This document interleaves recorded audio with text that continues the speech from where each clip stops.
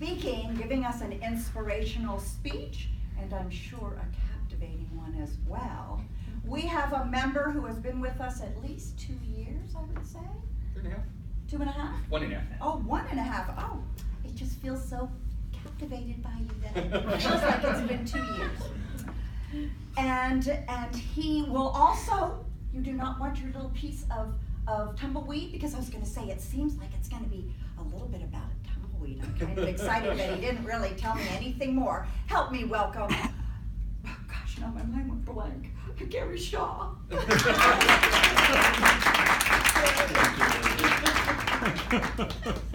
What a captivating introduction, huh?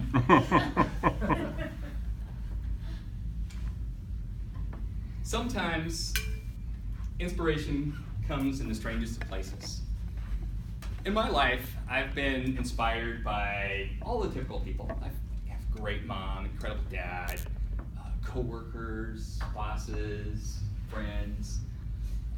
But today I'm going to talk to you about somebody who really inspired me, who's a little bit different. See, this guy is an alcoholic. He's a drug addict. And he's also a millennial. Not that all millennials are bad. You know, there's some very driven, hardworking millennials, but this guy, he kind of the stereotypes. You know, the guy that wants to live on his parents' couch forever. That's this guy. But he's not just any drug addict, alcoholic, millennial. He's my nephew Billy, and he is just an incredibly funny guy. To tell you a little bit, to have you understand, I have to tell you a little bit about my family. My family, we're all close, like really close, like strangely close. My family, I've got 2 brothers and 2 sisters, and we all live within 15 minutes of my parents. And I've got a ton of nieces and nephews, and most of them have spent about half their lives at my parents' house, and they all live, except for Billy, within an hour, 45 minutes to an hour away at the most. And so we've all grown up really close and tight. And Billy, he's an eccentric guy. He has fluttered around, and he's went to a couple different colleges, and he was an electrician for a while, and he was a caretaker for a while, and he's kind of just lived his life doing his own thing. And most recently, he got a job working at a fish packing plant up in Alaska. And it's a seasonal job, so they'll work in the spring, during the spring harvest, and then he'll come home for the summer, and then he'll go back up and work for the fall. And him, along with a couple other guys, will kind of work over the winter time while everybody else gets to go home. And so we do get to see him quite a bit when he's off. And one of the things that struck me, as I said, we're all very close. Well, I'm very close to all my nieces and nephews, but only probably about half as close as Billy is. And it kind of struck me this last summer when he was down at just how close he is with all of the kids. Like, the kids range in age from 7 to in their 30s, and he is just super close with all of them. And the thing that struck me is why he's so close is when he's talking to my 13-year-old niece, he becomes a 13-year-old, and he'll talk to him like a 13-year-old. And with my 7-year-old nephew, he turns into a 7-year-old.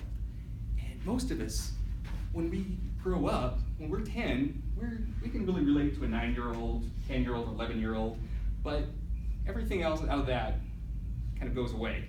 Well, with Billy, that didn't go away. He just transforms into whoever he's talking to. And that really inspired me, because I've got a 6-year-old daughter, and I'll find myself in a hierarchical relationship with her where I'm just father-daughter, and then every once in a while I'll think, what would Billy do in this situation? And so I turn into a 6-year-old daughter and I play with her.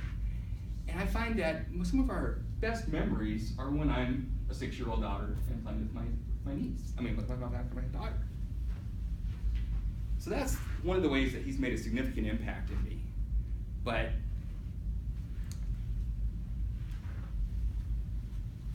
growing up, since we're all so close, we would always get phone calls and say, hey, can you come over to Grandma's house?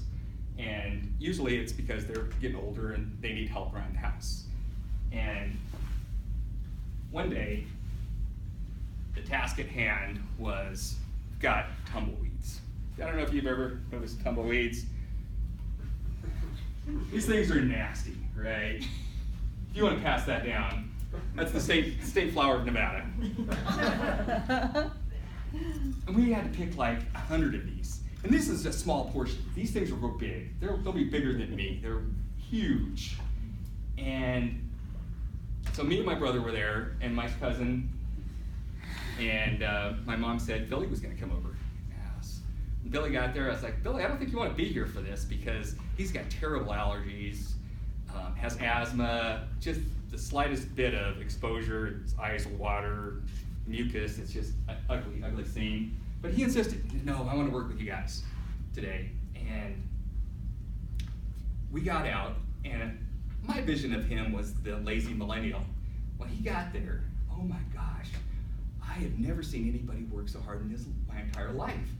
If he needed a shovel, he would run over, grab the shovel. And yeah, that's the way I really run. That's about the fastest I run too. He'd grab the shovel and he would run back. And if he needed to move a rock, he would go over and grab his rock and he would run back. And I was just amazed at this. And I was, where's this coming from? And he said, well, I've been in jail a few times.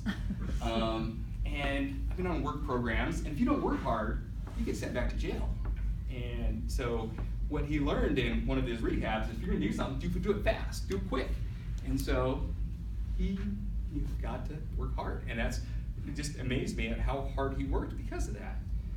And so that was another thing I kind of learned. But after that, we put about 4 of these big tumbleweeds in the truck. We've got like 100 of these things. 4 of them filled up the back of the truck. Me and my brother sat there and we got a shovel. And we're pounding on them, but they're just bouncing back. And it's not really doing much. We might have got 1 more tumbleweed in. We've got 5 in. We're gonna take those to the dump and then come back, and it'll take us forever to get rid of 100 of these. So what does Billy do? He jumps up in the back of the truck and just falls into it. And then he gets up, and we're just sitting there, our mouths agape. How much would you have to be paid to drop into a pile of that? And then he comes up, and then he just does a cannonball in there.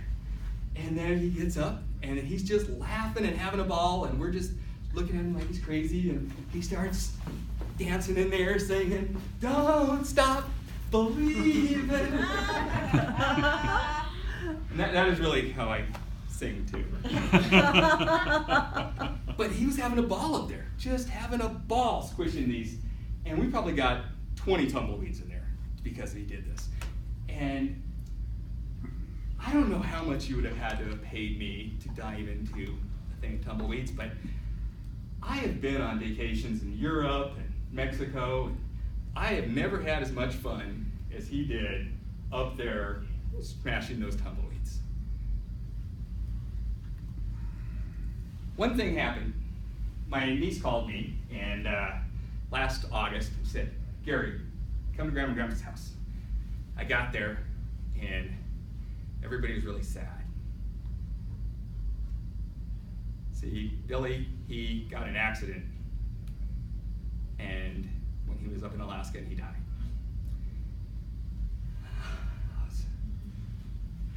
Just like, it can't be. Not Billy. How could that be? I did a lot of thinking after this, and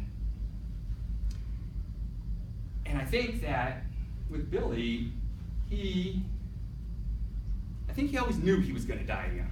I don't think he ever thought he was going to make it to be an old soul, and I think that's why he lived his life as he was. I mean, we all think about our bucket list, right? We don't think about our bucket list until we're like 50, 60, 80 years old, and we decide, oh, I got to get all this stuff done. And I think, when the time comes, how do you measure your life? It's like all the stuff you put in that bucket, right? And I think in his life, he was just so around the world and crazy because he knew he was only going to be lived to be 36 years old. And so he wanted to put as much stuff into that bucket as he possibly could. And so that's inspired me to kind of go out and try to put a lot more stuff in my bucket. So please don't wait for summer to come around and have fun and go to the lake and wait for the weekends or wait to lose 15 pounds. Because there's always a big pile of tumbleweeds out there. Just go and dive in.